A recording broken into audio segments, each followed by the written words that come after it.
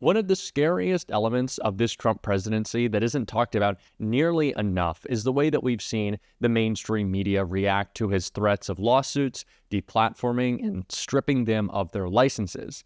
Donald Trump's intimidation has clearly led to more positive coverage than he certainly deserves from the mainstream media, but it's actually starting to backfire because it is so obvious that Donald Trump's attacks on the free press run so contrary to everything MAGA claims to stand for with their espousal of their free speech fundamental platform, their principles, that they want free speech. But of course, that's not the case. And that's being called out all over the place in ways that have really backfired on Donald Trump, especially because we are seeing clips of his old interviews, one specifically that really hurts him that was cut out. But it's not just that. Bernie Sanders is making this an important part of his platform in calling out Donald Trump and calling out the mainstream media. And we are going to get into all of that. But before we do, if I could quickly ask you to leave a like on this video. And if you haven't already and you enjoy our channel, to hit that subscribe button. It goes a long way and it really does mean a lot to me. Now, before we get into what Bernie Sanders had to say, calling out the press at large, Jake Tapper had a lot of interesting thoughts on the way that Donald Trump's assault on the media has played out. And I want to take a look at that right here. Mr. Trump said, quote, CBS should lose its license, unquote. And then Trump sued under news distortion rules for $10 billion. Now, the suit is widely regarded by legal and First Amendment experts as, well, as one put it, quote, a frivolous and dangerous attempt by a politician to control the news media. Broadcasters have a right to edit interviews. It's editorial judgment. For example, Fox in June 2024 aired this. Would you declassify the Epstein files? Yeah, I would. But that wasn't Trump's actual whole answer. It was a taped interview. And as Semaphore noted at the time, Mr. Trump, in the full, unedited version, sounded a lot less definitive about releasing the Epstein files. Here's the whole answer. Would you declassify the Epstein files? Yeah, I would. All right. I guess I would. I think that less so because, you don't know. You don't want to affect people's lives if it's phony stuff in there because there's a lot of phony stuff with that whole world. But I think I would, or at least... Do you think that would restore trust? Help restore trust? Yeah, I don't know about Epstein so much as I do the others. Certainly about the way he died. It would be interesting to find out what happened there because that was a weird situation and the cameras didn't happen to be working, et cetera, et cetera. But yeah, I'd go a long way toward that one. Quite different, right? Now look, Fox had every right to make that edit. Now, did that edit make Trump look more decisive, less equivocating? Did it make Trump, therefore, look better? Yep. Was that why Fox did it? I have no idea. Maybe they just had some timing issues. Either way, it's Fox's right to do it, just as it was Fox's right to do it when they had Trump's surprise visit to a Bronx barber shop on air, which they also cut down significantly and, coincidentally or not, flatteringly, Fox had the right to do it. And not just because cable and broadcast networks have different rules. Now, the 60 Minutes editing case would almost certainly fail spectacularly in court, according to legal experts. But Paramount Global, which owns CBS News, is currently trying to merge with Skydance Media. And in order to do that, Paramount will need the approval of the Trump administration, specifically the FCC, which, under its new commissioner, Brendan Carr, has suggested that Trump's news distortion complaint will be considered by the FCC before any merger can be approved.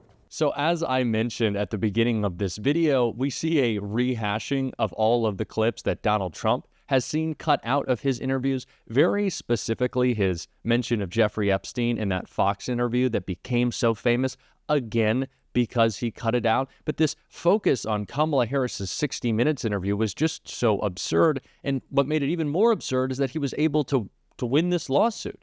That we have seen so many media outlets cave to Donald Trump out of this fear and intimidation.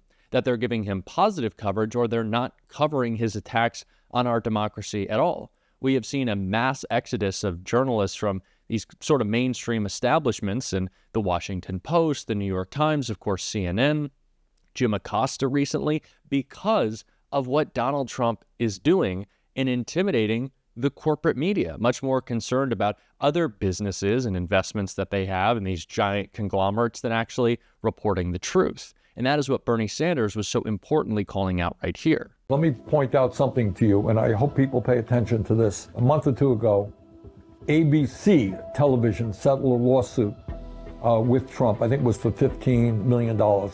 He sued them for somebody having said something about it. In the settlement, ABC agreeing to donate $15 million to Trump's presidential library, pay $1 million to his legal team, and add a statement to their article on the interview reading, ABC News and George Stephanopoulos regret statements regarding President Donald J. Trump made during the interview. And then just the other day, the Wall Street Journal, I think, reported that Paramount, which is a huge media conglomerate, which among other holdings owns CBS, that Trump was suing 60 Minutes on CBS for how they edited a Kamala Harris interview during the campaign. You know what? If you want me to, I will sue them. Should I? Apparently, according to the report, Paramount is considering reaching some agreement with Trump. If I become president, oh, do they have problems? They're going to have such problems. I regard that as an incredibly dangerous precedent, both of those, ABC and CBS. Because if you have major media outlets succumbing to pressure from the Trump administration, what that will tell anybody is that the First Amendment in our country, which says, you know what, people have a right to express their own point of view. Yeah, networks are wrong all of the time. They're wrong about me, wrong about Trump. But if you use the power of government to intimidate networks, they're not going to do the big stories. They're not going to do the investigations. Why should they go out on a limb and tell you something if they're afraid about being sued by the Trump administration? I understand President Trump is now promising even more defamation suits against news organizations. That's right, Tom. Today he announced his intention to sue the Des Moines Register over a poll published in that newspaper just before the election showing that Kamala Harris was up 4 points. If the mainstream media continues to bend the knee to Trump, who are we supposed to rely on for the truth? And if Donald Trump cares so much about free speech, why isn't he allowing it to happen?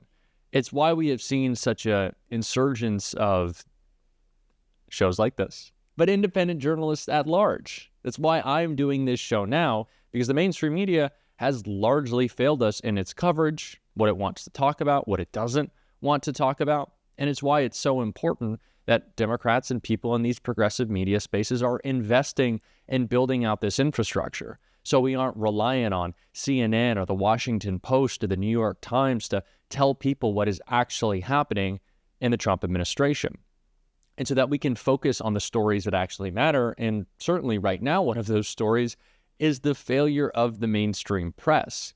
They're not giving nearly the attention to the issues that are most important that are deserved. How many stories have been run about tariffs since Donald Trump announced his dumb trade war that should have been told, that should have been reported during the campaign? We understood what the effect would be, so did those journalists, but did they talk about it? No, it was central to Donald Trump's campaign, but they didn't really seem to care back then. No one seemed to care that Elon Musk, the biggest government contractor in the country, also the biggest political donor, was side by side with Donald Trump. But now the mainstream media does want to give that a little bit more coverage. But of course, what they're more focused on is the relationship, the drama between Trump and Elon, rather than what Elon is doing to assault our government. They're not giving us the actual stories that matter, because if they do, Trump will come after them. And it seems like that's what they're more worried about, because Jeff Bezos doesn't care if the Washington Post isn't doing good journalism as long as he still has Trump in his pocket, or vice versa. He's more concerned with his other corporations than he is good coverage of the Trump administration. And speaking of that good coverage that is certainly necessary, Bernie Sanders was bringing some of that in two great call-outs to Elon Musk that I want to check out right here. Let's be clear about what's happening right now in Washington, D.C. Elon Musk is the wealthiest guy in the world. He contributed $270 million to elect Donald Trump as president. Surprise, surprise. He is now having the most important job in the United States government. That's what happens when you make a huge campaign contribution. And by the way, Musk today is $150 billion wealthier than he was before Trump was elected. How's that? Not bad. Now, what Musk is trying to do right now is to destroy USAID, a program which helps hungry and sick children all over the world, the poorest people in the world. That's what the richest guy in the world is doing. Today, he's going after USAID. Trust me, tomorrow, he will be going after the programs that impact you and your family. That is Medicaid, that is Medicare, that is community health centers, that is education, that is Pell Grants, that is affordable housing. Together, we are going to stand up and fight back, get organized, and tell Trump that this country is a democracy. The government is supposed to work for all of us, not just the billionaire class. So stand up and fight back. We can do it. We can stop them. Thank you. This is what we should be focused on all the time and always. This is the important story and will continue to be, unfortunately, for a long time, even after Trump is gone. I started saying that dark money isn't a part of our politics anymore. Unfortunately, in the Trump era, dark money is our politics. Elon has bought his way into the presidency. Elon has bought his way into the elimination of government entities that oversee his own companies. Elon has bought his way into complete control of the dollars that are sent to his company and the dollars that now won't be sent to his competitors. That's what this is all about. It needs more coverage all the time. And that's why it's so scary to see these failures of the mainstream press. It's why they need to be called out. It's why they need to be kept in check. And it's not even necessarily so they do their jobs. I don't feel like they will. Their bosses do not want them to. But we have to acknowledge there's a reason why things aren't being covered, because it's just as much a part of the story as the corruption itself. And that is what we're going to be talking about, of course, every single day on this show. I don't have Jeff Bezos giving me instructions on how to cover Donald Trump. I'm going to do it exactly how I'd like.